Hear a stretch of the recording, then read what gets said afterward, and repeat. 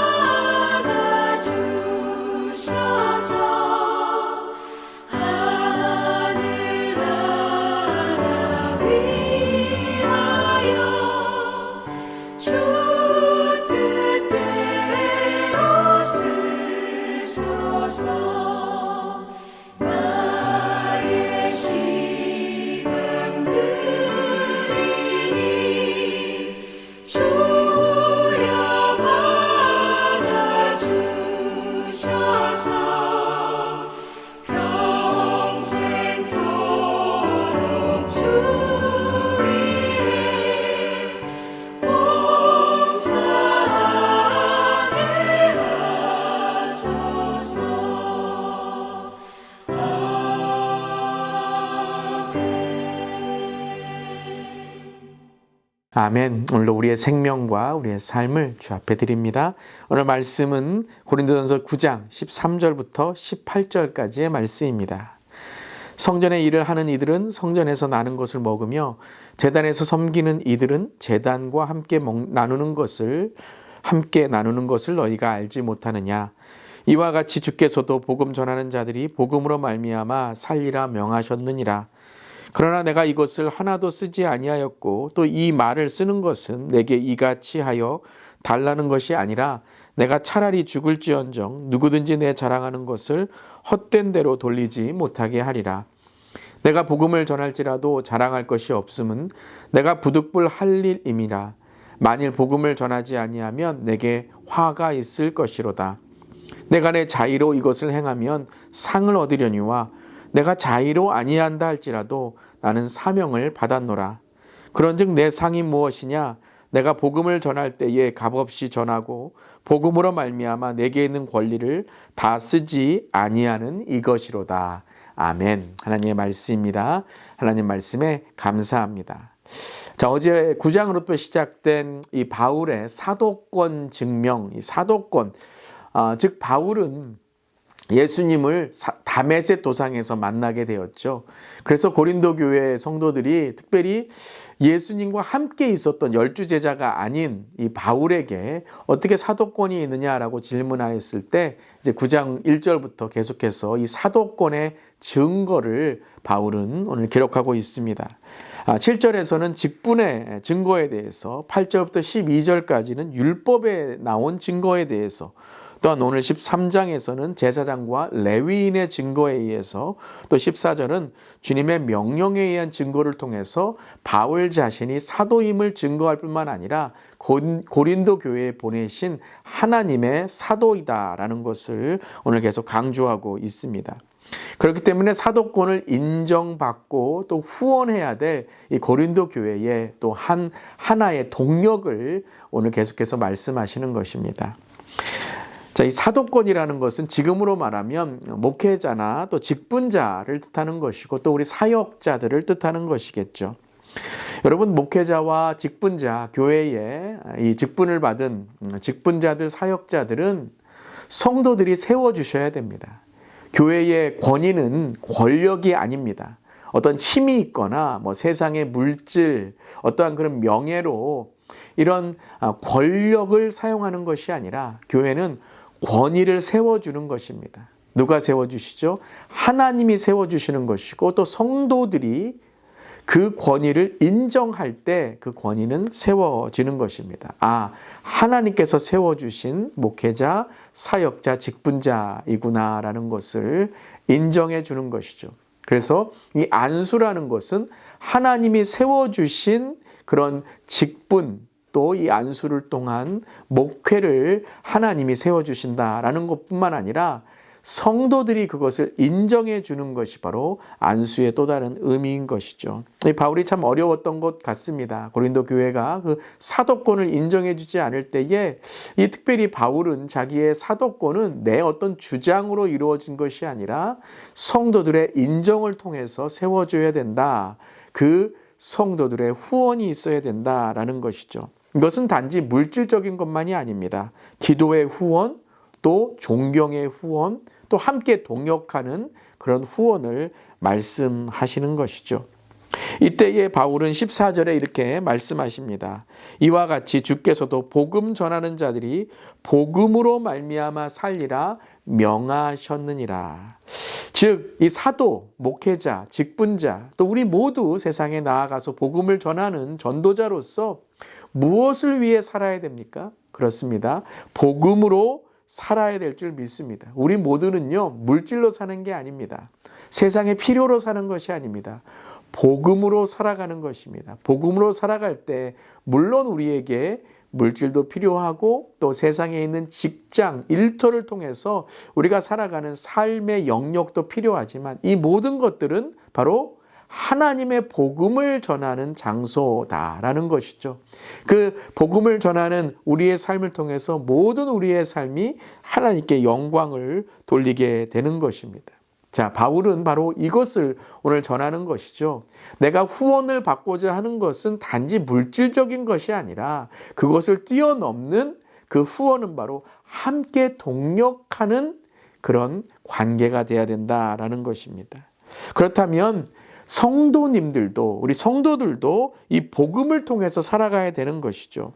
즉, 교회 생활, 신앙 생활은 단지 교회에 나오는 교인으로 끝나면 안 되는 것입니다. 복음으로 사는 거듭남, 복음으로 사는 섬김, 봉사, 헌신이 돼야 되는 복음의 부르심이 있어야 된다는 것입니다. 그래서 바울은 오늘 16절에 이렇게 고백합니다. 내가 복음을 전할지라도 자랑할 것이 없으면 내가 부득불 할림이라.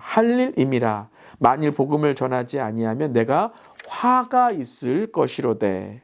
이 부득불이란 말, 오늘 16절은 바로 내가 원해서 한 일이 아니라 하나님께서 나를 강권하셔서 나를 붙드셔서 지금 하는 일이다라는 것이에요. 그러면 바울이 원하지 않았던 일인가 라고 생각할 수 있지만, 이것은 바로 나는 이 일을 내가 하고 싶어서 하고 하지 않아서 그만두는 일이 아니다라는 것이죠. 하나님이 나에게 맡겨주신 일이기 때문에 하나님이 그만해라 그럴 때까지는 해야 된다. 부득불 내가 이 일에 해야 되는 그러한 사명이 있다라고 말씀하시는 겁니다. 저는 이것이 신앙에도 믿음에도 똑같다라고 생각합니다.